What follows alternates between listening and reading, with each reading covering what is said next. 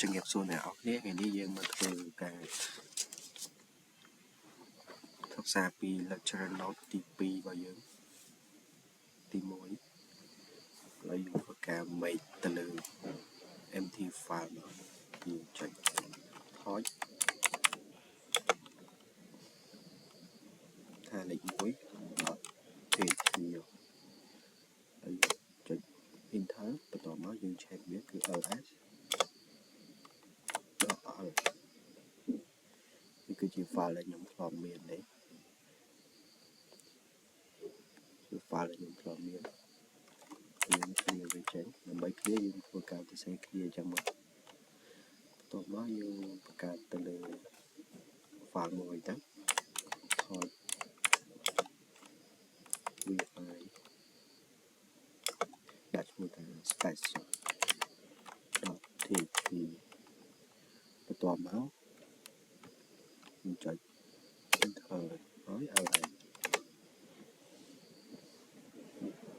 ឃើញ vi របស់យើង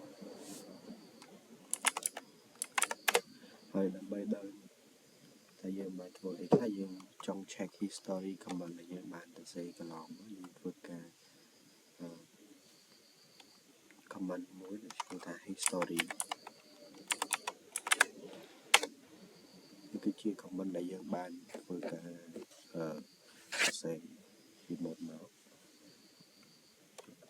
ឥឡូវយើងបើសិនជាយើងចង់ធ្វើការ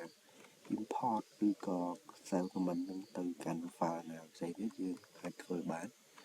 ហើយយើងធ្វើការបង្កើត file មួយយើង clear វាចេញសិន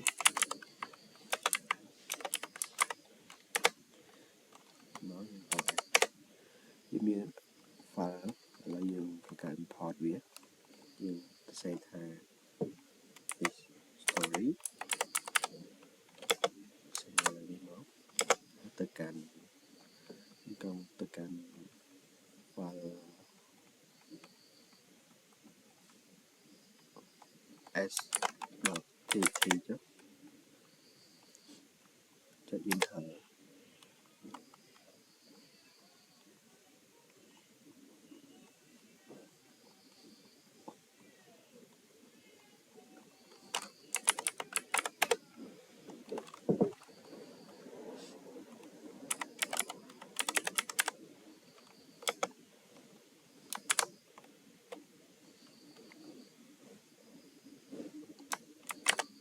ហើយ .txt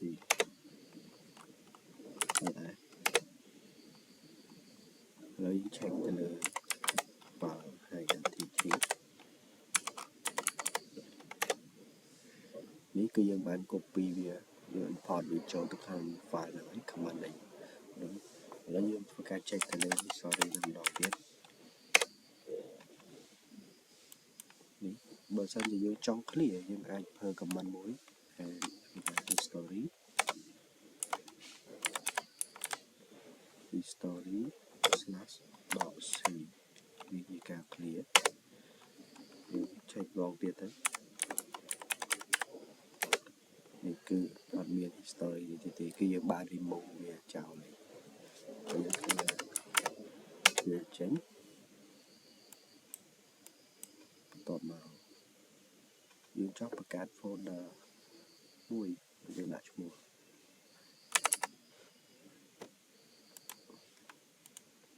unclear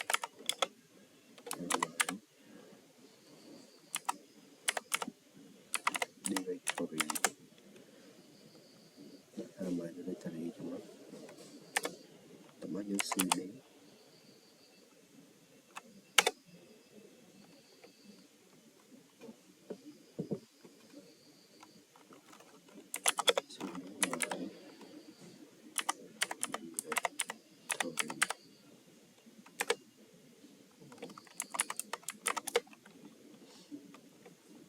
បន្ទាប់មកយើង ls នេះ my directory បន្ទាប់មកយើងចង់បង្កើត file ទីថាយើងចង់បង្កើត file ឬក៏ directory ពី1ដល់100ដល់1000អញ្ចឹងទៅដើម្បី យើងងាយស្រួលធ្វើវា spam យើងថាចុចម្ដងមួយយើងមាន comment មួយដែលយើងប្រើគឺយើងទៅសេមកអានេះយើង make directory មកថា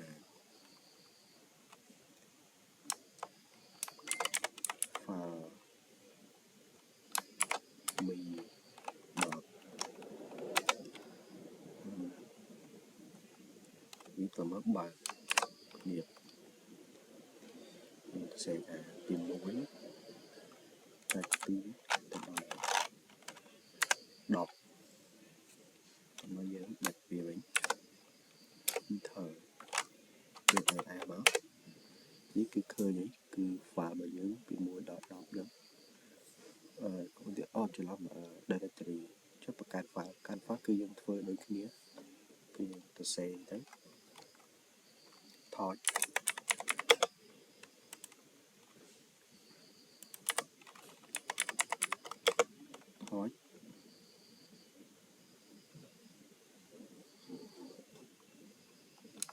ពី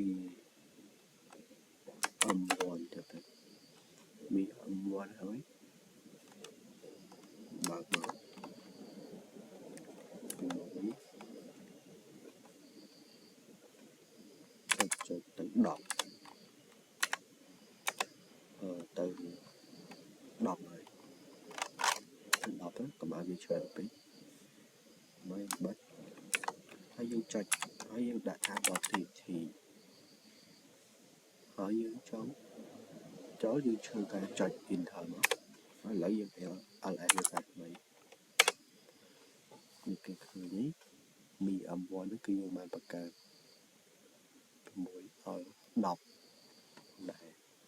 ហើយបើសិនជាយើងចង់ remove file ទីថា remove file មួយចោះហើយយើងត្រូវមាន comment មួយដែលយើងថា on ដើម្បីចុច slash យើងឧទាហរណ៍ថាយើងចង់លុប file